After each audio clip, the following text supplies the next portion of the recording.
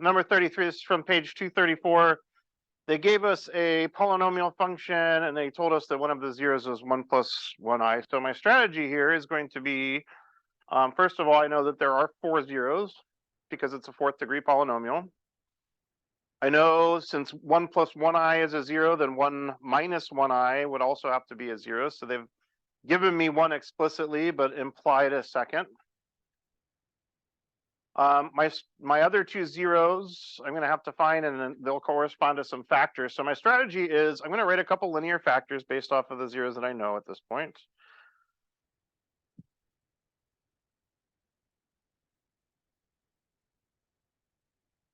Those linear factors, I'm going to divide those 2 linear factors out of this. That's going to leave me with a quadratic factor left over. And that quadratic factor will have these 2 zeros in it. I don't want to have to divide stuff out with i's in it, though, with imaginary stuff. So I'm going to go ahead and multiply these 2 factors together to turn it into a quadratic factor. And I know since they're complex conjugates that that's going to make a quadratic factor that has all real coefficients. So I'll multiply these together, do this however you want. We kind of practiced a couple different ways of doing it. So I came up with x squared minus 2x plus 2 for that quadratic. All right, so I should then be able to, thank you.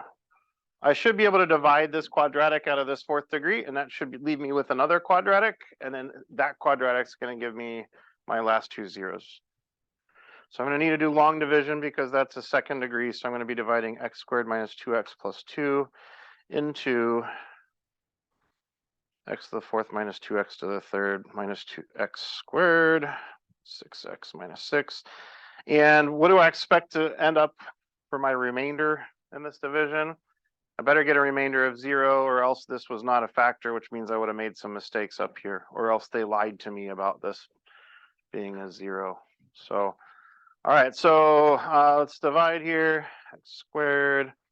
There's a reason, folks, that we have been practicing long division since the very first day of school this year. And this unit is the reason. So hopefully we're feeling fairly confident with that. Well, x squared goes into negative 3x squared minus 3 times.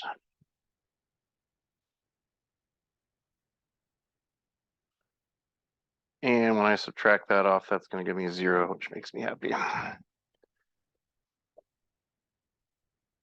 So all that work to find that when I factor this out, I'm left with an x squared minus 3. There's my quadratic factor. If I set that equal to 0 and solve, that's going to give me my last 2 zeros. X squared minus 3 equals 0, so x squared equals 3, so x is plus or minus root 3. So there's my last 2 zeros, root 3 and negative root 3. My last 2 linear factors would be x minus root 3 and x plus root 3.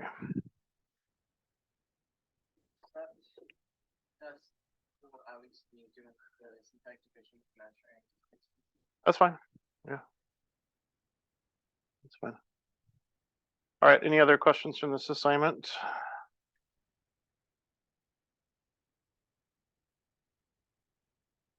All right, let's get into our notes. Actually, I want to talk about a couple things before we do that.